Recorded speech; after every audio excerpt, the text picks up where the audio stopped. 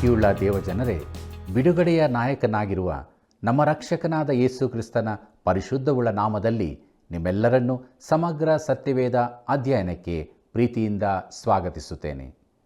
ದೇವರ ವಾಕ್ಯಗಳು ನಮ್ಮ ಜೀವಿತದಲ್ಲಿ ಬಹಳಷ್ಟು ಅದ್ಭುತಗಳನ್ನು ಮಾಡಿದೆಯಲ್ಲವೇ? ಪ್ರಿಯರೇ, ಕಾರ್ಯಕ್ರಮವನ್ನು ವೀಕ್ಷಿಸಿದ ನಂತರ ಮರೆಯದೆ ಕರೆ ಮಾಡಿರಿ.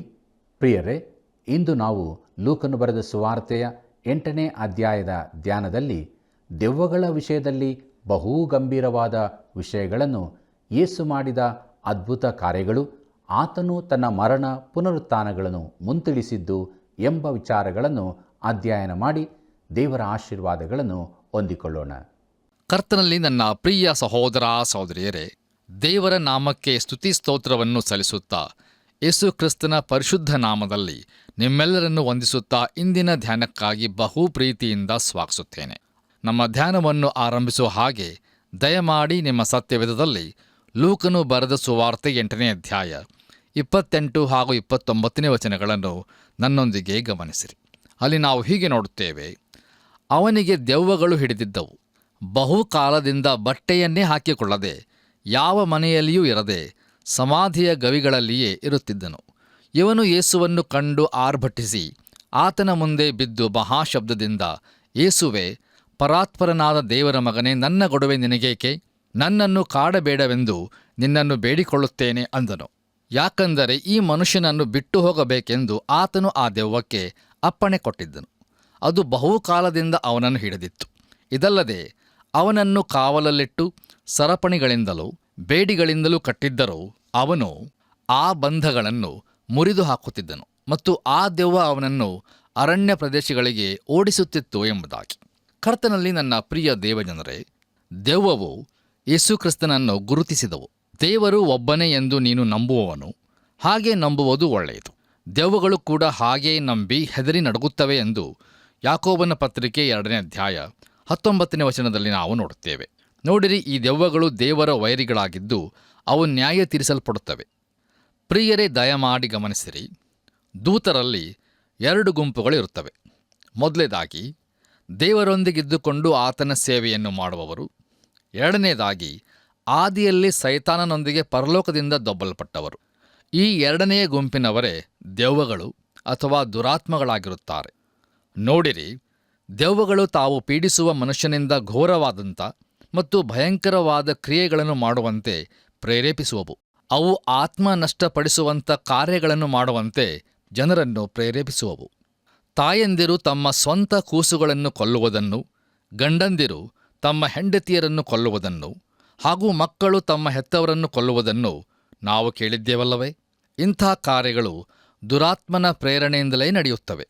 ಆದರೆ ಅದನ್ನು ಗುರುತಿಸಲು ನಾವು ವಿಫಲರಾಗಿರುವುದರಿಂದ ನಡೆಯುವ ಎಲ್ಲ ದುಷ್ಟ ಕಾರ್ಯಗಳಿಗಾಗಿ ಬೇರೆ ಸಂಗತಿಗಳನ್ನು ದೂರುತ್ತೇವೆ. ಮುಂದೆ ನಾವು ಲೂಕನು ಬರೆದ ಸುವಾರ್ತೆ 8ನೇ ಅಧ್ಯಾಯ 30-33 ವಚನಗಳನ್ನು ಓದುವಾಗ ಈ ವಾಕ್ಯ ಭಾಗದಲ್ಲಿ ಈ ಮನುಷ್ಯನು ಒಂದು ದೆವ್ವದಿಂದಲ್ಲ, ಆದರೆ ದೆವ್ವಗಳ ದಂಡಿನಿಂದ ಪೀಡಿತನಾಗಿದ್ದನು. ದಯಮಾಡಿ ಈ ವಾಕ್ಯ ಭಾಗವನ್ನು ನೀವು ಓದಿಕೊಳ್ಳಬೇಕೆಂದು ನಿಮ್ಮನ್ನು ಪ್ರೀತಿಯಿಂದ ಕೇಳಿಕೊಳ್ಳುತ್ತೇನೆ. ನೋಡಿರಿ, ರೋಮ್ ಸಾಮ್ರಾಜ್ಯದ ಒಂದು ದಂಡಿನಲ್ಲಿ ಸುಮಾರು 3,000-6,000 ಸೈನಿಕರು ಇರುತ್ತಿದ್ದರು. ದಂಡು ಎಂಬ ಪದವನ್ನು ಸಮೂಹ ಎಂಬ ಪದದಂತೆ ಉಪಯೋಗಿಸಲಾಗಿದೆ. ಅಂದರೆ ಈ ಮನುಷ್ಯನಲ್ಲಿ ದೆವ್ವಗಳ ಸಮೂಹವೇ ಇತ್ತು. ಆ ದೆವ್ವಗಳು ತಮ್ಮನ್ನು ಪಾತಾಳಕ್ಕೆ ಕಳುಹಿಸಬಾರದೆಂದು ಯೇಸುಕ್ರಿಸ್ತನನ್ನು ಬೇಡಿಕೊಂಡವು. ಯಾಕಂದರೆ ಪಾತಾಳದಲ್ಲಿ ಇತರ ಬಿದ್ದು ಹೋದ ದೂತರು ಬಂಧಿಸಿಡಲ್ಪಟ್ಟಿರುವ ಸೆರೆಮನೆಯಾಗಿದೆ. ಈ ದೆವ್ವಗಳು ಮನುಷ್ಯರ ಶರೀರದಲ್ಲಿ ವಾಸಿಸಲು ಬಯಸುತ್ತವೆ. ಯಾಕಂದರೆ ದೆವ್ವಕ್ಕೆ ನೆಲೆಸಲು ಒಂದು ಶರೀರದ ಅವಶ್ಯಕತೆ ಇರುತ್ತದೆ. ಆದ್ದರಿಂದಲೇ ಯೇಸುಕ್ರಿಸ್ತನು ಆ ದೆವ್ವಗಳ ದಂಡನ್ನು ಹೊರಡಿಸಲು ತೀರ್ಮಾನಿಸಿದಾಗ ಅಲ್ಲಿಯೇ ಗುಡ್ಡದಲ್ಲಿ ಮೇಯುತ್ತಿದ್ದ ಹಂದಿಗಳೊಳಗೆ ತಮ್ಮನ್ನು ಕಳುಹಿಸಬೇಕೆಂದು ಅವು ಆತನನ್ನು ಬೇಡಿಕೊಂಡವು. ಪಾತಾಳಕ್ಕೆ ಹೋಗುವುದಕ್ಕಿಂತ ಹಂದಿಗಳೊಳಗೆ ಹೋಗುವುದನ್ನು ಅವು ಬಯಸಿದವು. ನೋಡಿರಿ, ದೆವ್ವಗಳ ದಂಡು ಆ ಹಂದಿಗಳೊಳಗೆ ಹೊಕ್ಕ ಕೂಡಲೇ ಆ ಹಂದಿಗಳು ಕಡಿದಾದ ಸ್ಥಳದಿಂದ ಕೆರೆಯೊಳಗೆ ಬಿದ್ದು ಸತ್ತು ಹೋದವು ಎಂದು ಸತ್ಯವೇದವು ನಮಗೆ ತಿಳಿಸುತ್ತದೆ. ಪ್ರಿಯರೇ, ನಮ್ಮ ಧ್ಯಾನವನ್ನು ಮುಂದುವರಿಸಿ ಲೂಕನು ಬರೆದ ಸುವಾರ್ತೆ 8ನೇ ಅಧ್ಯಾಯ 34-36 ವಚನಗಳನ್ನು ಓದುವಾಗ ಅಲ್ಲಿ ಹೀಗೆ ನೋಡುತ್ತೇವೆ: ಮೇಯಿಸುವವರು ನಡೆದದ್ದನ್ನು ಕಂಡು ಓಡಿ ಹೋಗಿ ಊರಲ್ಲಿಯೂ ಹಳ್ಳಿಗಳಲ್ಲಿಯೂ ಅದನ್ನು ತಿಳಿಸಲು ಜನರು ನಡೆದ ಸಂಗತಿಯನ್ನು ನೋಡುವುದಕ್ಕೆ ಹೊರಟು ಯೇಸುವಿದ್ದಲ್ಲಿಗೆ ಬಂದು, ದೆವ್ವಗಳು ಬಿಟ್ಟು ಹೋಗಿದ್ದ ಆ ಮನುಷ್ಯನು ಬಟ್ಟೆಗಳನ್ನು ಹಾಕಿಕೊಂಡು ಸ್ವಸ್ಥ ಬುದ್ಧಿಯಿಂದ ಯೇಸುವಿನ ಪಾದಗಳ ಬಳಿಯಲ್ಲಿ ಕೂತಿರುವುದನ್ನು ಕಂಡು ಹೆದರಿದರು. ನಡೆದ ಸಂಗತಿಯನ್ನು ನೋಡಿದ್ದವರು ಆ ದೆವ್ವ ಹಿಡಿದಿದ್ದವನಿಗೆ ಬಿಡುಗಡೆಯಾದ ರೀತಿಯನ್ನು ಅವರಿಗೆ ತಿಳಿಸಲು ಗೆರಸೇನರ ಸುತ್ತಲಿರುವ ಸೀಮೆಯವರಿಗೆಲ್ಲ ಮಹಾಭಯ ಹಿಡಿದಿದ್ದರಿಂದ ಎಂಬುದಾಗಿ. ಕರ್ತನಲ್ಲಿ ನನ್ನ ಪ್ರೀತಿಯ ಆತ್ಮೀಯ ಬಂಧುಗಳೇ, ಈಗ ಆ ಮನುಷ್ಯನಲ್ಲಿ ಆಶ್ಚರ್ಯಕರವಾದ ಮಾರ್ಪಾಟು ಉಂಟಾಗಿದೆ. ಯೇಸು ಕ್ರಿಸ್ತನು ಮಾತ್ರ ಸೈತಾನನ ಬಂಧನದಿಂದ ಬಿಡಿಸಲು ಶಕ್ತನಾಗಿರುವನು. ನೋಡಿರಿ, ಇಂದಿನ ದಿನಮಾನಗಳಲ್ಲಿ ಸೈತಾನನ ಹಾಗೂ ಅವನ ದೂತರಾದ ದೆವ್ವಗಳ ಕೃತ್ಯಗಳು ಹೆಚ್ಚಾಗಿವೆ. ಆದರೆ ಸಹಾಯಕ್ಕಾಗಿ ನಾವು ದೇವರಲ್ಲಿ ಬೇಡಿಕೊಳ್ಳಬೇಕಾಗಿರುತ್ತದೆ. ಕರ್ತನಲ್ಲಿ ಪ್ರಿಯರೇ, ನಮ್ಮ ಧ್ಯಾನದಲ್ಲಿ ಮುಂದುವರಿದು ನಾವು ಲೂಕನು ಬರೆದ ಸುವಾರ್ತೆ 8ನೇ ಅಧ್ಯಾಯ 37-40 ವಚನಗಳನ್ನು ಓದುವಾಗ, ಗೆರಸೇನರ ಸೀಮೆಯವರು ಕರ್ತನಾದ ಯೇಸು ಕ್ರಿಸ್ತನ ಬಳಿಗೆ ಬಂದು ತಮ್ಮ ಸ್ಥಳವನ್ನು ಬಿಟ್ಟು ಹೋಗಬೇಕೆಂದು ಕೇಳಿಕೊಂಡಿರುವುದನ್ನು ನಾವು ಈ ವಾಕ್ಯ ಭಾಗದಲ್ಲಿ ಗಮನಿಸುತ್ತೇವೆ. ನೋಡಿರಿ, ಅವರಿಗೆ ಯೇಸು ಕ್ರಿಸ್ತನಿಗಿಂತ ಹಂದಿಗಳು ಬೇಕಾಗಿದ್ದವು. ನಾವು ಹಳೆ ಒಡಂಬಡಿಕೆಯ ಅರಣ್ಯಕಾಂಡ ಪುಸ್ತಕದ 32ನೇ ಅಧ್ಯಾಯದಲ್ಲಿ ನಡೆದ ಘಟನೆಯನ್ನು ನೆನಪಿಸಿಕೊಳ್ಳುವುದಾದರೆ, ಅಲ್ಲಿ ಅಂದು ಗಾದ್ ಕುಲದವರು ಯೋರ್ದನ್ ಹೊಳೆಯನ್ನು ದಾಟಲೊಲ್ಲದೆ ಅದರ ಮೂಡಣ ದಿಕ್ಕಿನಲ್ಲಿಯೇ ತಮ್ಮ ಸ್ವಾಸ್ಥ್ಯವನ್ನು ಹೊಂದಿಕೊಳ್ಳಲು ಮಾಡಿದ ಆ ಆಯ್ಕೆಯು ಅವರನ್ನು ಹಂದಿಗಳ ವ್ಯವಹಾರದಲ್ಲಿ ತಮ್ಮನ್ನು ತೊಡಗಿಸಿಕೊಳ್ಳುವಂತೆ ಮಾಡಿತ್ತು. ಪ್ರಿಯರೇ, ಇದರ ಹಿನ್ನೆಲೆಯಲ್ಲಿ ನಮ್ಮನ್ನು ನಾವು ಪರೀಕ್ಷಿಸಿಕೊಳ್ಳುವುದು ಎಷ್ಟು ಅವಶ್ಯವಾಗಿದ್ದಿಲ್ಲವೇ? ಇಂದು ನಮ್ಮ ಆಯ್ಕೆ ಯೇಸು ಕ್ರಿಸ್ತನಾಗಿರುವನೋ ಅಥವಾ ಬೇರೆ ಯಾವುದೋ ಸಂಗತಿಯಾಗಿರುವುದೋ? ದಯಮಾಡಿ ಆಲೋಚಿಸಿ ನೋಡಿರಿ. ಪ್ರಿಯರೇ, ಹಾಗೆಯೇ ಮುಂದುವರಿದು ನಾವು ಲೂಕನು ಬರೆದ ಸುವಾರ್ತೆ 8ನೇ ಅಧ್ಯಾಯ 41-48 ವಚನಗಳನ್ನು ಓದುವಾಗ, ಈ ವಾಕ್ಯ ಭಾಗದಲ್ಲಿ ನಾವು ಯೇಸು ಕ್ರಿಸ್ತನು ರಕ್ತ ಕುಸುಮ ರೋಗಿಯಾಗಿದ್ದ ಸ್ತ್ರೀಯನ್ನು ಗುಣಪಡಿಸಿದ್ದು ಮತ್ತು ಯಾಯೀರನ ಸತ್ತು ಹೋಗಿದ್ದ ಮಗಳನ್ನು ಬದುಕಿಸಿದ್ದರ ಕುರಿತಾಗಿ ನಾವು ನೋಡುತ್ತೇವೆ. ನೀವೆಲ್ಲರೂ ದಯಮಾಡಿ ಈ ವಾಕ್ಯ ಭಾಗವನ್ನು ಓದಿಕೊಳ್ಳಬೇಕೆಂದು ನಿಮ್ಮನ್ನು ಪ್ರೀತಿಯಿಂದ ಕೇಳಿಕೊಳ್ಳುತ್ತೇನೆ. ಕರ್ತನಲ್ಲಿ ನನ್ನ ಪ್ರಿಯ ಸಹೋದರ ಸಹೋದರಿಯರೇ, ದಯಮಾಡಿ ಗಮನಿಸಿರಿ. ಯಾಯೀರನು ತನ್ನ ಮಗಳನ್ನು ಗುಣಪಡಿಸಬೇಕೆಂಬ ಉದ್ದೇಶದಿಂದ ಯೇಸುವನ್ನು ಕರೆದುಕೊಂಡು ಹೋಗಬೇಕೆಂದು ಬಂದಿದ್ದನೇ ಹೊರತು ಆಕೆಯನ್ನು ಸತ್ತವರೊಳಗಿಂದ ಎಬ್ಬಿಸಬೇಕೆಂಬ ಉದ್ದೇಶದಿಂದಲ್ಲ. ಅವನ ನಂಬಿಕೆಯು ಚಿಕ್ಕದಾಗಿತ್ತು ಮತ್ತು ಅವನ ಸ್ಥಿತಿಯು ಬಹಳ ನಿರಾಶಾದಾಯಕವಾಗಿತ್ತು. ಪ್ರಿಯರೇ, ಯೇಸು ಕ್ರಿಸ್ತನು ಯಾಯೀರನೊಂದಿಗೆ ವ್ಯವಹರಿಸುತ್ತಿದ್ದಾಗ ರಕ್ತಕುಸುಮ ರೋಗದಿಂದ ಬಳಲುತ್ತಿದ್ದ ಒಬ್ಬ ಸ್ತ್ರೀಯು ಅವರನ್ನು ಅಡ್ಡಿಪಡಿಸಿದಳು. ನೋಡಿರಿ, ಆ ಸ್ತ್ರೀಯು 12 ವರುಷಗಳಿಂದ ಕಷ್ಟಪಡುತ್ತಿದ್ದಳು. ಇನ್ನೊಂದು ಕಡೆ ಯಾಯೀರನ ಮಗಳೂ ಸಹ 12 ವರ್ಷದವಳಾಗಿದ್ದಳು. ಪ್ರಿಯರೇ, ದಯಮಾಡಿ ಗಮನಿಸಿರಿ. 12 ವರ್ಷದ ಕತ್ತಲೆಯು ಕಳೆದು ಹೋಗುತ್ತಿತ್ತು ಮತ್ತು ಅದೇ ಸಮಯದಲ್ಲಿ 12 ವರ್ಷದ ಬೆಳಕೂ ಸಹ ಆರಿ ಹೋಗುತ್ತಿತ್ತು. ಕರ್ತನಲ್ಲಿ ನನ್ನ ಪ್ರಿಯ ಆತ್ಮೀಯ ಸ್ನೇಹಿತರೆ, ಈ ವಾಕ್ಯ ಭಾಗವನ್ನು ಗಮನಿಸುವಾಗ ಯೇಸು ಕ್ರಿಸ್ತನು ಆ ಸ್ತ್ರೀಯನ್ನು ಮುಟ್ಟಲಿಲ್ಲ. ಆದರೆ ಆಕೆಯು ಆತನನ್ನು ಮುಟ್ಟಿದಳು ಮತ್ತು ಕ್ಷಣ ಮಾತ್ರದಲ್ಲಿ ಗುಣ ಹೊಂದಿದಳು. ಜನಸಮೂಹವು ಆತನ ಸುತ್ತಲೂ ಇತ್ತೆಂಬುದನ್ನು ನೆನಪಿಸಿಕೊಳ್ಳಿರಿ. ಜನರೆಲ್ಲರೂ ಒತ್ತೊತ್ತಿ ಮೈಮೇಲೆ ಬೀಳುತ್ತಿರುವುದನ್ನು ನೋಡುತ್ತಿದ್ದ ಶಿಷ್ಯರು ಯೇಸುವನ್ನು ಜನರು ಮುಟ್ಟುತ್ತಿರುವುದನ್ನು ತಿಳಿದಿದ್ದರು. ಆದಾಗ್ಯೂ ಈ ಸ್ತ್ರೀ ಮಾತ್ರ ಗುಣ ಹೊಂದಿದಳು. ಬನ್ನಿರಿ ಪ್ರಿಯರೇ, ನಮ್ಮ ಧ್ಯಾನದಲ್ಲಿ ಮುಂದುವರೆದು ನಾವು ಲೂಕನು ಬರೆದ ಸುವಾರ್ತೆ 8ನೇ ಅಧ್ಯಾಯ 49-51 ವಚನಗಳನ್ನು ಓದುವಾಗ ಅಲ್ಲಿ ಹೀಗೆ ನೋಡುತ್ತೇವೆ. ಆತನು ಇನ್ನೂ ಮಾತಾಡುತ್ತಿರುವಲ್ಲಿ ಸಭಾಮಂದಿರದ ಅಧಿಕಾರಿಯ ಕಡೆಯವನೊಬ್ಬನು ಬಂದು, ನಿನ್ನ ಮಗಳು ಸತ್ತಳು, ಗುರುವಿಗೆ ತೊಂದರೆ ಕೊಡಬೇಡ ಅಂದನು. ಆದರೆ ಯೇಸು ಅದನ್ನು ಕೇಳಿ ಅವನಿಗೆ, ಅಂಜಬೇಡ, ನಂಬಿಕೆ ಮಾತ್ರ ಇರಲಿ, ಆಕೆಯು ಬದುಕುವಳು ಎಂದು ಉತ್ತರ ಕೊಟ್ಟನು. ತರುವಾಯ ಆತನು ಆ ಮನೆಗೆ ಹೋಗಿ ಪೇತ್ರನು, ಯೋಹಾನನು, ಯಾಕೋಬನು, ಆ ಹುಡುಗಿಯ ತಂದೆ ತಾಯಿಗಳು ಇಷ್ಟು ಮಂದಿಯನ್ನೇ ಹೊರತು ಬೇರೆ ಯಾರನ್ನೂ ತನ್ನ ಸಂಗಡ ಒಳಕ್ಕೆ ಬರಗೊಡಲಿಲ್ಲ ಎಂಬುದಾಗಿ. ಕರ್ತನಲ್ಲಿ ನನ್ನ ಪ್ರಿಯ ಆತ್ಮೀಯ ಬಂಧುಗಳೇ, ಯೇಸು ಕ್ರಿಸ್ತನು ಯಾಯೀರನೊಂದಿಗೆ ವ್ಯವಹರಿಸುತ್ತಿರುವುದನ್ನು ಆ ರಕ್ತ ಕುಸುಮ ರೋಗಿಯು ಅಡ್ಡಿಪಡಿಸಿದ್ದರಿಂದ ಯಾಯೀರನ ವಿಷಯದಲ್ಲಿ ತಡವಾಯಿತು. ಈಗ ಅವನ ಮಗಳು ಸತ್ತು ಹೋಗಿದ್ದಾಳೆ. ಆದರೆ ಯೇಸು ಕ್ರಿಸ್ತನು ಅವನಿಗೆ ಆಶ್ವಾಸನೆಯನ್ನು ಕೊಡುತ್ತಿರುವನು. ಅಂಜಬೇಡ, ನಂಬಿಕೆ ಮಾತ್ರ ಇರಲಿ ಎಂಬುದಾಗಿ ಆತನು ಹೇಳುತ್ತಿರುವನು. ಮುಂದುವರೆದು ನಾವು 52 ಹಾಗೂ 53ನೇ ವಚನಗಳನ್ನು ಓದುವಾಗ ಅಲ್ಲಿ ಹೀಗೆ ನೋಡುತ್ತೇವೆ. ಎಲ್ಲರೂ ಅಳುತ್ತಾ ಆಕೆಗೋಸ್ಕರ ಎದೆ ಬಡ್ಕೊಳ್ಳುತ್ತಾ ಇದ್ದರು. ಯೇಸು, ಅಳಬೇಡಿರಿ, ಆಕೆ ಸತ್ತಿಲ್ಲ, ನಿದ್ದೆ ಮಾಡುತ್ತಾಳೆ ಅನ್ನಲಾಗಿ ಜನರು ಆಕೆ ಸತ್ತಳೆಂದು ತಿಳಿದುಕೊಂಡದ್ದರಿಂದ ಆತನನ್ನು ಹಾಸ್ಯ ಮಾಡಿದರು ಎಂಬುದಾಗಿ. ಪ್ರಿಯರಿ, ಈ ವಾಕ್ಯ ಭಾಗದಲ್ಲಿ ನಾವು ನೋಡುವಾಗ ಅಲ್ಲಿಯವರೆಗೂ ಅಳುತ್ತಿದ್ದವರು ಈಗ ಯೇಸು ಆಕೆ ಸತ್ತಿಲ್ಲ, ನಿದ್ದೆ ಮಾಡುತ್ತಾಳೆ ಎಂಬುದಾಗಿ ಹೇಳಿದಾಗ ನಗಲು ಪ್ರಾರಂಭಿಸಿದರು. ಯೇಸುಕ್ರಿಸ್ತನು ಪೇತ್ರ, ಯೋಹಾನ, ಯಾಕೋಬರನ್ನು ಮತ್ತು ಆ ಹುಡುಗಿಯ ತಂದೆ ತಾಯಿಯನ್ನು ಕರೆದುಕೊಂಡು ಒಳಗೆ ಹೋದನು. ಯೇಸು ಆ ಹುಡುಗಿಯ ಸಂಗಡ ಬಹು ಸುಂದರವಾಗಿ ಮಾತಾಡಿದನೆಂಬುದಾಗಿ ವೈದ್ಯನಾದ ಲೂಕನು ತಿಳಿಸುತ್ತಾನೆ.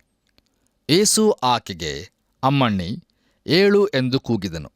ಅದರ ಮೂಲ ಅರ್ಥವನ್ನು ನಾವು ನೋಡುವುದಾದರೆ ಅದು ಚಿಕ್ಕ ಕುರಿಮರಿಗೆ ಏಳು ಎಂಬುದಾಗಿರುತ್ತದೆ. ಆ ಹುಡುಗಿಯು ಎದ್ದಳು ಎಂಬುದಾಗಿ ಸತ್ಯವೇದವು ಬಹು ಸ್ಪಷ್ಟವಾಗಿ ನಮಗೆ ತಿಳಿಸುತ್ತದೆ. ಆ ಹುಡುಗಿಯ ತಂದೆ ತಾಯಿಗಳಿಗಾಗಿ ಆ ಹುಡುಗಿಯನ್ನು ಪುನಃ ಈ ಸಂಕಷ್ಟದ ಲೋಕಕ್ಕೆ ಯೇಸು ಕ್ರಿಸ್ತನು ಕರೆತಂದನು. ಬನ್ನಿರಿ ಪ್ರಿಯರೇ, ಲೂಕನು ಬರೆದ ಸುವಾರ್ತೆ 8ನೇ ಅಧ್ಯಾಯವನ್ನು ಮುಕ್ತಾಯಗೊಳಿಸುವ ಹಾಗೆ ನಾವು ಕೊನೆಯದಾಗಿ 54ರಿಂದ 56 ವಚನಗಳನ್ನು ಓದಿಕೊಳ್ಳೋಣ. ಅಲ್ಲಿ ನಾವು ಹೀಗೆ ನೋಡುತ್ತೇವೆ. ಆದರೆ ಆತನು ಆಕೆಯ ಕೈ ಹಿಡಿದು, ಅಮ್ಮಣ್ಣಿ, ಏಳು ಎಂದು ಕೂಗಿದನು. ಆಕೆಯ ಪ್ರಾಣ ತಿರುಗಿ ಬಂದು ತಕ್ಷಣವೇ ಆಕೆಯು ಎದ್ದಳು. ತರುವಾಯ ಆತನು, ಈಕೆಗೆ ಊಟ ಮಾಡಿಸಿರಿ ಎಂದು ಅಪ್ಪಣೆ ಕೊಟ್ಟನು. ಆಕೆಯ ತಂದೆ ತಾಯಿಗಳು ಬೆರಗಾದರು. ಆತನು ಈ ನಡೆದ ಸಂಗತಿಯನ್ನು ಯಾರಿಗೂ ತಿಳಿಸಬೇಡಿರೆಂದು ಖಂಡಿತವಾಗಿ ಹೇಳಿದನು ಎಂಬುದಾಗಿ. ಕರ್ತನಲ್ಲಿ ಪ್ರಿಯರೇ, ಮತ್ತೆ ಯೇಸುಕ್ರಿಸ್ತನು ಆ ಹುಡುಗಿಯನ್ನು ಎಬ್ಬಿಸಿದ ರೀತಿಯನ್ನು ನಾವು ನೋಡುವುದಾದರೆ ಅದು ಯಾವಾಗಲೂ ಸಮರೂಪವಾಗಿತ್ತು. ಆತನು ಸತ್ತವರನ್ನು ಕರೆದನು ಮತ್ತು ಅವರು ಆತನ ಸ್ವರವನ್ನು ಕೇಳಿದರು. ಮತ್ತೊಂದು ಸಾರಿ ತಾನು ದೇವರೆಂದು ಯೇಸುಕ್ರಿಸ್ತನು ತನ್ನನ್ನು ತಾನು ಪ್ರಕಟಿಸಿಕೊಂಡನು. ದೇವರಿಗೆ ಮಹಿಮೆ ಉಂಟಾಗಲಿ. ಇಲ್ಲಿಗೆ ಪ್ರಿಯರೇ, ಲೂಕನು ಬರೆದ ಸುವಾರ್ತೆ 8ನೇ ಅಧ್ಯಾಯವು ಮುಕ್ತಾಯವಾಯಿತು. ಈಗ ನಾವು ಲೂಕನು ಬರೆದ ಸುವಾರ್ತೆ 9ನೇ ಅಧ್ಯಾಯದ ಕಡೆಗೆ ನಮ್ಮ ಗಮನವನ್ನು ಹರಿಸೋಣ. ಈ ಅಧ್ಯಾಯದ ಮುಖ್ಯ ಪ್ರಸ್ತಾಪವು ಯೇಸು 12 ಮಂದಿಗೆ ಆದೇಶವನ್ನು ನೀಡಿ ಕಳುಹಿಸಿದ್ದು, ಯೇಸು 5,000 ಜನರಿಗೆ ಊಟ ಮಾಡಿಸಿದ್ದು, ಯೇಸು ತನ್ನ ಮರಣ ಹಾಗೂ ಪುನರುತ್ಥಾನವನ್ನು ಮುಂತಿಳಿಸಿದ್ದು, ಒಬ್ಬ ತಂದೆಯ ಒಬ್ಬನೇ ಮಗನಿಂದ ಯೇಸು ದೆವ್ವವನ್ನು ಓಡಿಸಿದ್ದು, ಯೇಸು ಯೆರೂಸಲೇಮಿನ ಕಡೆಗೆ ಮುಖ ಮಾಡಿದ್ದು ಹಾಗೂ ಯೇಸು ಶಿಷ್ಯತ್ವಕ್ಕೆ ಪರೀಕ್ಷೆಯನ್ನು ಹಾಕಿದ್ದು ಎಂಬುದಾಗಿ. ಪ್ರಿಯರೇ, ಈಗ ದಯಮಾಡಿ ನಿಮ್ಮ ಸತ್ಯವೇದದಲ್ಲಿ ಲೂಕನು ಬರೆದ ಸುವಾರ್ತೆ 9ನೇ ಅಧ್ಯಾಯ 1ನೇ ವಚನವನ್ನು ನನ್ನೊಂದಿಗೆ ಗಮನಿಸಿರಿ. ಅಲ್ಲಿ ಹೀಗೆ ಬರೆದದೆ, ಆತನು 12 ಮಂದಿ ಶಿಷ್ಯರನ್ನು ಒಟ್ಟಿಗೆ ಕರೆದು ಅವರಿಗೆ ಎಲ್ಲಾ ದೆವ್ವಗಳನ್ನು ಬಿಡಿಸುವ ಮತ್ತು ರೋಗಗಳನ್ನು ವಾಸಿ ಮಾಡುವ ಶಕ್ತಿ ಅಧಿಕಾರಗಳನ್ನು ಕೊಟ್ಟು ಎಂಬುದಾಗಿ. ಕರ್ತನಲ್ಲಿ ಪ್ರೀತಿಯ ದೇವಜನರೇ, ನಮ್ಮ ಕರ್ತನಾದ ಯೇಸು ಕ್ರಿಸ್ತನು ಈ ಭೂಮಿಯ ಮೇಲೆ ನಡೆದಾಡುವಾಗ ಆತನು ತನ್ನ ಶಿಷ್ಯರಿಗೆ ರೋಗವನ್ನು ಗುಣಪಡಿಸುವ ವರವನ್ನು ನೀಡಿದನು. ಅದು ಎಲ್ಲಾ ವರಗಳಲ್ಲಿ ಒಂದು ಸೂಚಕ ವರವಾಗಿತ್ತು. ಅದು ತಾವು ಅಪೋಸ್ತಲರು ಎಂಬುದಾಗಿ ಕರೆಯಿಸಿಕೊಳ್ಳಲ್ಪಡುವುದಕ್ಕೆ ಒಂದು ಯೋಗ್ಯತಾ ಪತ್ರವಾಗಿ ಕಾರ್ಯನಿರ್ವಹಿಸುತ್ತಿತ್ತು. ಪೇತ್ರನು ಹಾಗೂ ಪೌಲನು ಸೂಚಕ ಕಾರ್ಯಗಳನ್ನು ನೆರವೇರಿಸಿದ್ದನ್ನು ನಾವು ನೋಡುವಾಗ ಅವರು ಯೇಸುಕ್ರಿಸ್ತನ ನಿಜವಾದ ಅಪೋಸ್ತಲರು ಎಂಬುದನ್ನು ತೋರಿಸಿಕೊಡುವ ಗುರುತಾಗಿದ್ದವು. ಯೇಸುಕ್ರಿಸ್ತನು ತನ್ನ ಶಿಷ್ಯರನ್ನು ದೇವರ ರಾಜ್ಯದ ಸುವಾರ್ತೆಯನ್ನು ಸಾರುವುದಕ್ಕೂ ಮತ್ತು ರೋಗಿಗಳನ್ನು ವಾಸಿ ಮಾಡುವುದಕ್ಕೂ ಕಳುಹಿಸಿದನು. ಆತನು ಶಿಲುಬೆಯ ಮೇಲೆ ಸಾಯುವುದಕ್ಕೂ ಮುನ್ನ ಇದು ನೆರವೇರಿತು. ಆದರೆ ಇಂದು ರೋಗಿಗಳನ್ನು ಗುಣಪಡಿಸುವುದು ಪ್ರಾಮುಖ್ಯವಾದ ಸಂಗತಿಯಾಗಿರುವುದಿಲ್ಲವೆಂಬುದನ್ನು ನಾವು ಪತ್ರಿಕೆಗಳನ್ನು ಬಹು ಸೂಕ್ಷ್ಮವಾಗಿ ಓದುವಾಗ ಕಂಡುಕೊಳ್ಳಬಹುದು. ನೋಡಿರಿ, ಅಪೋಸ್ತಲನಾದ ಪೌಲನು ಈ ವರವನ್ನು ಹೊಂದಿದಾಗ್ಯೂ ತನ್ನ ಸೇವೆಯ ಅಂತ್ಯಭಾಗದಲ್ಲಿ ಅವನು ಅದನ್ನು ಅಷ್ಟಾಗಿ ಉಪಯೋಗಿಸಿರುವುದಿಲ್ಲವೆಂಬುದನ್ನು ನಾವು ಸಹಜವಾಗಿ ಕಂಡುಕೊಳ್ಳಬಹುದು. ತಿಮೋಥೆಯನಿಗೆ ಬರೆದ 1ನೇ ಪತ್ರಿಕೆ 5ನೇ ಅಧ್ಯಾಯ 23ನೇ ವಚನವನ್ನು ನೋಡುವುದಾದರೆ ಅಲ್ಲಿ ಪೌಲನು ತಿಮೋಥೆಯನಿಗೆ, ನಿನಗೆ ಆಗಾಗ್ಗೆ ಉಂಟಾಗುವ ಅಸ್ವಸ್ಥತೆಯ ಪರಿಹಾರಕ್ಕಾಗಿ ದ್ರಾಕ್ಷಾರಸವನ್ನು ಸ್ವಲ್ಪವಾಗಿ ತೆಗೆದುಕೋ ಎಂಬುದಾಗಿ ಹೇಳಿದನೇ ಹೊರತು ಅವನನ್ನು ಗುಣಪಡಿಸಲಿಲ್ಲ. ಸ್ವತಃ ಪೌಲನು, ಒಂದು ಶೂಲ ನನ್ನ ಶರೀರದಲ್ಲಿ ನಾಟಿದೆಯೋ ಎಂಬಂತೆ ಅವನಿದ್ದನು. ಅದರ ವಿಷಯದಲ್ಲಿ ಅವನು ದೇವರನ್ನು ಬೇಡಿಕೊಂಡಾಗ್ಯೂ ದೇವರು ಅದನ್ನು ತೆಗೆದುಹಾಕಲಿಲ್ಲ. ಮತ್ತೆ ತಿಮೋಥೆಯನಿಗೆ ಬರೆದ 2ನೇ ಪತ್ರಿಕೆಯಲ್ಲಿ 4ನೇ ಅಧ್ಯಾಯ 20ನೇ ವಚನದಲ್ಲಿ ತ್ರೊಫಿಮನು ಅಸೌಖ್ಯವಾಗಿದ್ದರಿಂದ ಅವನನ್ನು ಮಿಲೇತಿನಲ್ಲಿ ಬಿಟ್ಟೆನು ಎಂಬುದಾಗಿ ಹೇಳಿರುವನು. ಯಾಕೆ ಈ ತ್ರೊಫಿಮನನ್ನು ಪೌಲನು ಗುಣಪಡಿಸಲಿಲ್ಲ? ಯಾಕಂದರೆ ಅಪೋಸ್ತಲನಾದ ಪೌಲನು ತನ್ನ ಸೇವೆಯ ಅಂತ್ಯಕ್ಕೆ ಬಂದಿದ್ದನು ಮತ್ತು ಅಧಿಕಾರವು ಮನುಷ್ಯನಿಂದ ದೇವರ ವಾಕ್ಯದ ಪುಟಕ್ಕೆ ವರ್ಗಾಯಿಸಲ್ಪಡುತ್ತಿದ್ದರಿಂದ, ಅಂದರೆ ಹೊಸ ಒಡಂಬಡಿಕೆಯು ಲಿಖಿತವಾಗಿ ಅಧಿಕಾರವನ್ನು ವಹಿಸಿಕೊಂಡದ್ದರಿಂದ ವರಗಳು ಕ್ಷೀಣಿಸುತ್ತಾ ಬಂದವು. ನೋಡಿರಿ, ಯೋಹಾನನು ಸಹ ತನ್ನ ಅಂತ್ಯಾವಸ್ಥೆಯಲ್ಲಿ ಸರಿಯಾದ ಸಿದ್ಧಾಂತವು ಮನುಷ್ಯನ ಯೋಗ್ಯತಾ ಪತ್ರವಾಗಿರುತ್ತದೆ ಎಂದು ಎಚ್ಚರಿಸಿದನು. ಈ ಉಪದೇಶಕ್ಕೆ ಒಪ್ಪದಿರುವ ಯಾವನಾದರೂ ನಿಮ್ಮ ಬಳಿಗೆ ಬಂದರೆ ಅವನನ್ನು ಮನೆಯೊಳಗೆ ಸೇರಿಸಿಕೊಳ್ಳಬೇಡಿರಿ, ಅವನಿಗೆ ಶುಭವಾಗಲಿ ಎಂದು ಹೇಳಬೇಡಿರಿ ಎಂಬುದಾಗಿ ಯೋಹಾನನು ಬರೆದ 2ನೇ ಪತ್ರಿಕೆ 10ನೇ ವಚನದಲ್ಲಿ ನಾವು ನೋಡುತ್ತೇವೆ. ಗಲಾತ್ಯದವರಿಗೆ ಬರೆದ ಪತ್ರಿಕೆ 1ನೇ ಅಧ್ಯಾಯ 8ನೇ ವಚನದಲ್ಲಿ, ಆದರೂ ನಾವು ನಿಮಗೆ ಸಾರಿದ ಸುವಾರ್ತೆಗೆ ವಿರುದ್ಧವಾದದ್ದನ್ನು ನಾವೇ ಆಗಲಿ ಪರಲೋಕದಿಂದ ಬಂದ ದೇವದೂತನೇ ಆಗಲಿ ನಿಮಗೆ ಸಾರಿದರೆ ಶಾಪಗ್ರಸ್ತನಾಗಲಿ ಎಂಬುದಾಗಿ ಅಪೊಸ್ತಲನಾದ ಪೌಲನು ಬರೆಯುತ್ತಾನೆ. ಪ್ರಿಯರೇ, ನಮ್ಮ ಧ್ಯಾನವನ್ನು ಮುಂದುವರಿಸಿ ಲೂಕನು ಬರೆದ ಸುವಾರ್ತೆ 9ನೇ ಅಧ್ಯಾಯ 2ನೇ ಹಾಗೂ 3ನೇ ವಚನಗಳನ್ನು ಓದುವಾಗ ಅಲ್ಲಿ ಹೀಗೆ ನೋಡುತ್ತೇವೆ. ದೇವರ ರಾಜ್ಯದ ವಿಷಯವನ್ನು ಸಾರುವುದಕ್ಕೂ ಅಸ್ವಸ್ಥರಾದವರನ್ನು ಸ್ವಸ್ಥ ಮಾಡುವುದಕ್ಕೂ ಅವರನ್ನು ಕಳುಹಿಸಿದನು. ಕಳುಹಿಸುವಾಗ ಅವರಿಗೆ ಹೇಳಿದ್ದೇನೆಂದರೆ, ದಾರಿಗೆ ಏನೂ ತಕ್ಕೊಂಡು ಹೋಗಬೇಡಿರಿ, ಕೋಲು, ಹಸಿಬೆ, ಬುತ್ತಿ, ಹಣ ಬೇಡ, 2 ಅಂಗಿಗಳಿರಬಾರದು ಎಂಬುದಾಗಿ. ಕರ್ತನಲ್ಲಿ ನನ್ನ ಪ್ರಿಯ ಸಹೋದರ ಸಹೋದರಿಯರೇ, ಈ ವಾಕ್ಯ ಭಾಗದ ವಿಷಯದಲ್ಲಿ ಬಹು ದುಃಖಕರವಾದ ಸಂಗತಿ ಏನೆಂದರೆ, ಇಂದು ಅನೇಕ ಮಂದಿ ದೇವರ ಸೇವಕರು ಎಂಬುದಾಗಿ ಕರೆಯಿಸಿಕೊಳ್ಳುವವರು ಈ ವಾಕ್ಯವನ್ನು ತಮ್ಮ ಸೇವೆಯ ಮೂಲ ತತ್ವವನ್ನಾಗಿ ಉಪಯೋಗಿಸಿಕೊಳ್ಳುತ್ತಾರೆ. ಇಂಥ ಸೇವಕರು ಕಾಣಿಕೆಯನ್ನು ತೆಗೆದುಕೊಳ್ಳುವರೋ ಎಂಬುದನ್ನು ಗಮನಿಸಿರಿ. ಅವರು ತಮ್ಮ ಪ್ರಯಾಣದಲ್ಲಿ ಹೊರಡುವಾಗ ಅವರ ಬಟ್ಟೆಗಳ ಗಂಟು, ಹಣ ಹಾಗೂ ಊಟವನ್ನು ತೆಗೆದುಕೊಳ್ಳುವರೋ ಎಂಬುದನ್ನು ನೋಡಿರಿ. ಪ್ರಿಯರೇ, ನಮ್ಮ ವಾಕ್ಯ ಭಾಗದಲ್ಲಿನ ಈ ಸೂಚನೆಗಳನ್ನು ಯೇಸುಕ್ರಿಸ್ತನು ತನ್ನ 12 ಮಂದಿ ಶಿಷ್ಯರಿಗೆ ಮಾತ್ರ ನೀಡಿದನು, ಅವು ನಮಗಲ್ಲ. ಮುಂದುವರಿದು ನಾವು 4ನೇ ವಚನವನ್ನು ಓದುವಾಗ ಅಲ್ಲಿ ಹೀಗೆ ನೋಡುತ್ತೇವೆ. ಇದಲ್ಲದೆ ನೀವು ಯಾವ ಮನೆಯಲ್ಲಿ ಇಳುಕೊಂಡರೂ ಅಲ್ಲೇ ಇರ್ರಿ, ಅಲ್ಲಿಂದಲೇ ಹೊರಡಿರಿ ಎಂಬುದಾಗಿ. ಕರ್ತನಲ್ಲಿ ನನ್ನ ಪ್ರಿಯ ಆತ್ಮೀಯ ಸ್ನೇಹಿತರೆ, ಯೇಸುಕ್ರಿಸ್ತನ ಕಾಲದಲ್ಲಿ ಇಂದಿನ ಹಾಗೆ ಹೋಟೆಲ್ಗಳಾಗಲಿ ವಸತಿ ಗೃಹಗಳಾಗಲಿ ಇರಲಿಲ್ಲ. ಆದ್ದರಿಂದ ಆತನು ತನ್ನ ಶಿಷ್ಯರಿಗೆ ಯಾವುದಾದರೂ ಮನೆಯಲ್ಲಿ ಇಳುಕೊಳ್ಳುವಂತೆ ಹೇಳಿದನು. ಆದರೆ ಇಂದು ಕಾಲವು ಬೇರೆಯಾಗಿರುವುದರಿಂದ ಒಬ್ಬ ದೇವರ ಸೇವಕನಿಗೆ ಅವನಿಗೆ ಸಲ್ಲಬೇಕಾದ ಹಣದ ಸಹಾಯವನ್ನು ಸಲ್ಲಿಸಲೇಬೇಕಾಗಿರುತ್ತದೆ. ನೋಡಿರಿ, ದೇವರ ವಾಕ್ಯವನ್ನು ಸಾರುವ ಪ್ರತಿಯೊಬ್ಬನನ್ನು ಪ್ರೋತ್ಸಾಹಿಸುವುದು ಬಹಳ ಅವಶ್ಯವಾಗಿರುವುದು. ಪ್ರಿಯರೇ, ಈಗ ದಯಮಾಡಿ ನಿಮ್ಮ ಸತ್ಯವೇದದಲ್ಲಿ ಲೂಕನು ಬರೆದ ಸುವಾರ್ತೆ 9ನೇ ಅಧ್ಯಾಯ 5ನೇ ವಚನವನ್ನು ನನ್ನೊಂದಿಗೆ ಗಮನಿಸಿರಿ. ಅಲ್ಲಿ ನಾವು ಹೀಗೆ ನೋಡುತ್ತೇವೆ. ಮತ್ತು ಯಾವ ಊರಿನವರಾದರೂ ನಿಮ್ಮನ್ನು ಸೇರಿಸಿಕೊಳ್ಳದೆ ಹೋದರೆ ಆ ಊರನ್ನು ನೀವು ಬಿಟ್ಟು ಹೊರಡುವಾಗ ನಿಮ್ಮ ಕಾಲಿಗೆ ಹತ್ತಿದ ಧೂಳನ್ನು ಝಾಡಿಸಿಬಿಡಿರಿ, ಅದು ಅವರಿಗೆ ವಿರೋಧವಾಗಿ ಸಾಕ್ಷಿಯಾಗಿರಲಿ ಅಂದನು ಎಂಬುದಾಗಿ. ಕರ್ತನಲ್ಲಿ ಪ್ರಿಯರೇ, ಈ ವಾಕ್ಯ ಭಾಗದಲ್ಲಿ ನಾವು ನೋಡುವ ಪ್ರಕಾರ ಯೇಸು ಕ್ರಿಸ್ತನ ಸೂಚನೆಯು ಬಹು ಸ್ಪಷ್ಟವಾಗಿರುತ್ತದೆ. ದೇವರ ವಾಕ್ಯವನ್ನು ಸಾರುವುದು ಸೇವಕನ ಜವಾಬ್ದಾರಿಕೆಯಾಗಿದೆ. ಆದರೆ ಅದನ್ನು ಸ್ವೀಕರಿಸಿಕೊಳ್ಳುವುದು ಅಥವಾ ಬಿಡುವುದು ಅದು ಒಬ್ಬ ವ್ಯಕ್ತಿಯ ವೈಯಕ್ತಿಕವಾದಂಥ ನಿರ್ಧಾರವಾಗಿರುತ್ತದೆ. ಕರ್ತನಲ್ಲಿ ಪ್ರಿಯರೇ, ನಮ್ಮ ಧ್ಯಾನವನ್ನು ಮುಂದುವರಿಸಿ ಲೂಕನು ಬರೆದ ಸುವಾರ್ತೆ 9ನೇ ಅಧ್ಯಾಯ 7ರಿಂದ 11 ವಚನಗಳನ್ನು ಓದಿಕೊಳ್ಳಬೇಕೆಂದು ವಿನಂತಿಸುತ್ತೇನೆ. ಕರ್ತನಲ್ಲಿ ನನ್ನ ಪ್ರಿಯ ಸಹೋದರ ಸಹೋದರಿಯರೇ, ದಯಮಾಡಿ ಗಮನಿಸಿರಿ. ಯೇಸು ಕ್ರಿಸ್ತನ ಹಾಗೂ ಆತನ ಶಿಷ್ಯರ ಬಲವಾದ ಒತ್ತಡದಿಂದ ಕೂಡಿದ ಸೇವೆಯು ಹೆರೋದನನ್ನು ಬಾಧಿಸಿತು. ಯಾಕೆಂದರೆ ಈ ಹೆರೋದನು ಸ್ನಾನಿಕನಾದ ಯೋಹಾನನ ಬಂಧನಕ್ಕೂ ಮತ್ತು ಅವನ ಮರಣದಂಡನೆಗೂ ಕಾರಣನಾಗಿದ್ದನು. ನೋಡಿರಿ, ಯೇಸು ಕ್ರಿಸ್ತನು ಮತ್ತೆ ಎದ್ದು ಬಂದಿರುವ ಸ್ನಾನಿಕನಾದ ಯೋಹಾನನು ಎಂದು ಹೆರೋದನು ಭಯಪಟ್ಟನು ಎಂಬುದಾಗಿ ಮಾರ್ಕನು ನಮಗೆ ತಿಳಿಸುತ್ತಾನೆ. ಹೆರೋದನ ಕುತೂಹಲವು ಅವನಿಗೆ ಯೇಸುವನ್ನು ನೋಡಬೇಕೆಂಬ ಬಯಕೆಯನ್ನು ಹುಟ್ಟಿಸಿತು.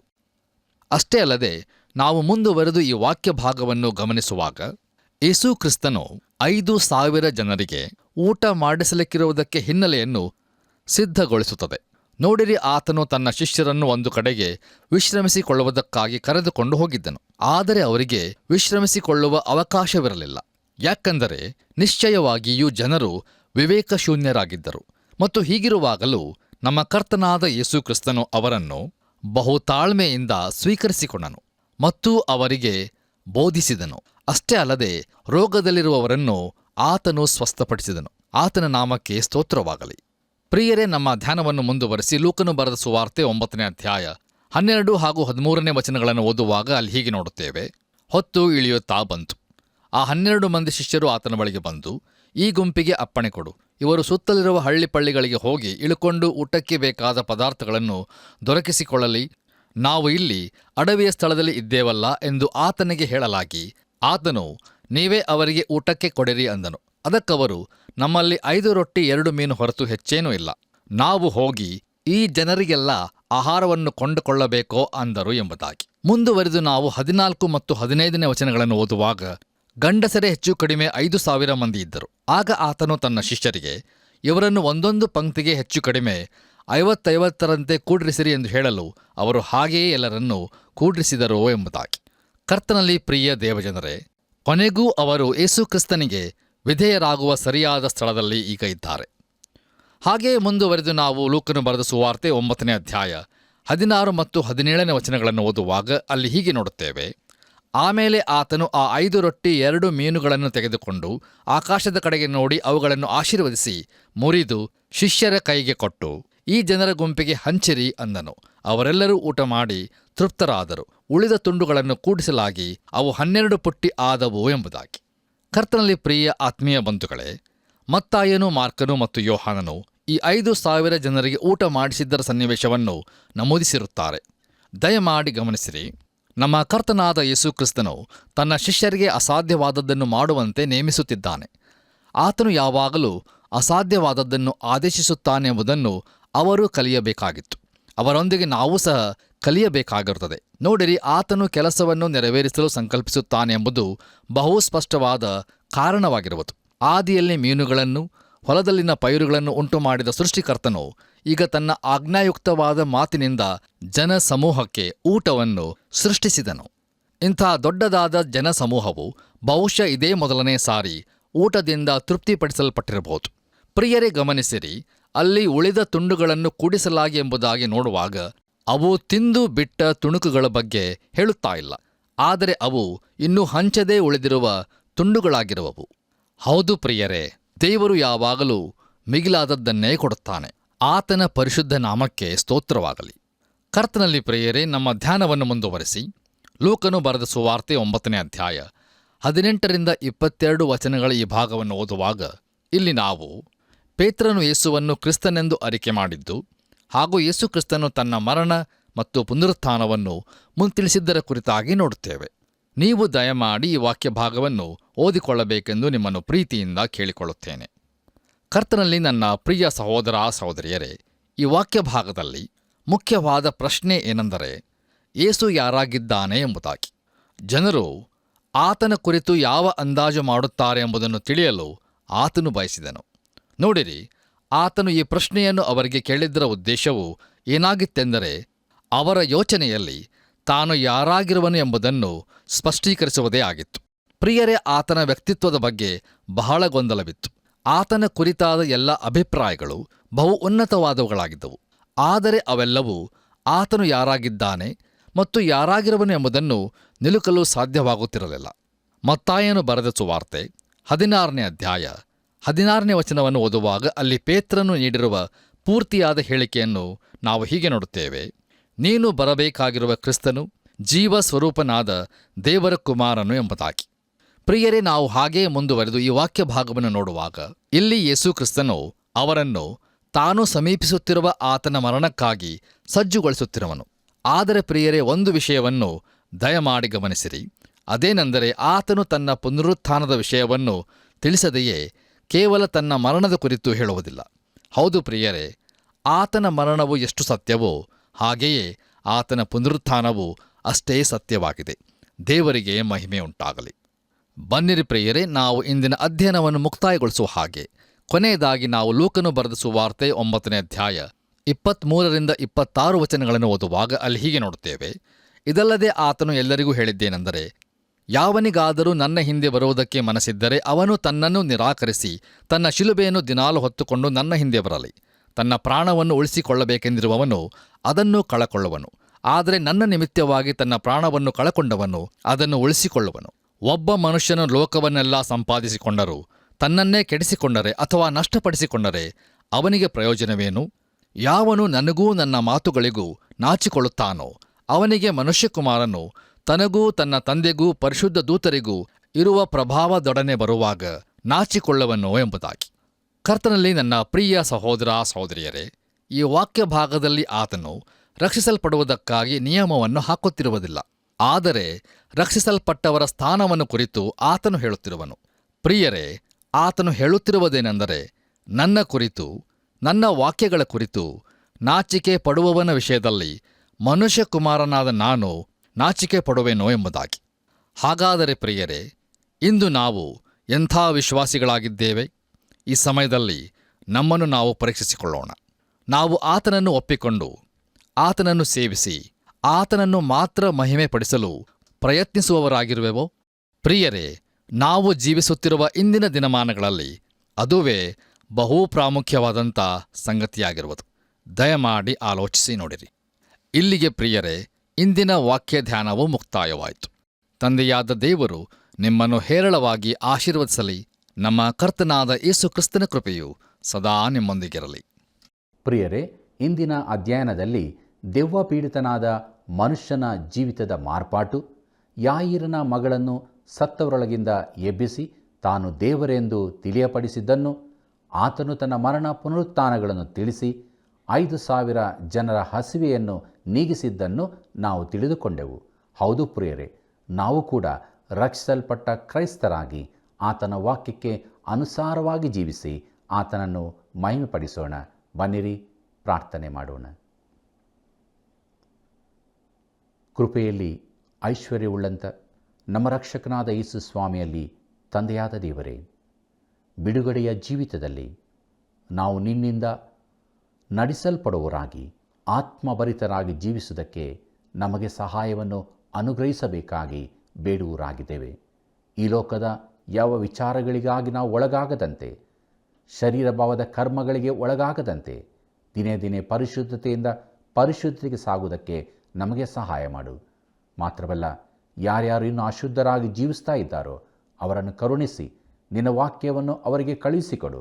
ವಾಕ್ಯದಿಂದ ಅವರಿಗೆ ಬಿಡುಗಡೆ ಮಾಡು ಮತ್ತು ನಿನ್ನ ರಕ್ತದಿಂದ ತೊಳೆಯಲ್ಪಟ್ಟವರಾಗಿ ಪರಿಶುದ್ಧತೆಯ ಜೀವಿತವನ್ನೇ ಅವರು ಜೀವಿಸುವುದಕ್ಕೆ ಸಹಾಯ ಮಾಡಬೇಕಾಗಿ ಯೇಸುವೆ ನಿನ್ನ ಮುದಾದ ನಾಮದಲ್ಲಿ ಬೇಡಿದ್ದೇವೆ ತಂದೆಯೇ, ಆಮೆನ್. ಪ್ರಿಯರೇ, ಸತ್ಯವೇದ ಅಧ್ಯಯನದಲ್ಲಿ ತಾವು ಬಹುವಾಗಿ ಆನಂದಪಟ್ಟಿರುವಿರಲ್ಲವೇ? ಹಾಗಾದರೆ ನಾವು ತಿಳಿಸಿರುವ ಮೊಬೈಲ್ ಸಂಖ್ಯೆಗೆ ತಪ್ಪದೇ ಕರೆ ಮಾಡಿರಿ. ನಿಮ್ಮ ಸಂತೋಷವನ್ನು ನಮಗೆ ತಿಳಿಯಪಡಿಸಿರಿ. ನಾವು ಒಟ್ಟಾಗಿ ಆತನ ಸುವಾರ್ಥ ಸೇವೆಯಲ್ಲಿ ಮುಂದೆ ಸಾಗೋಣ.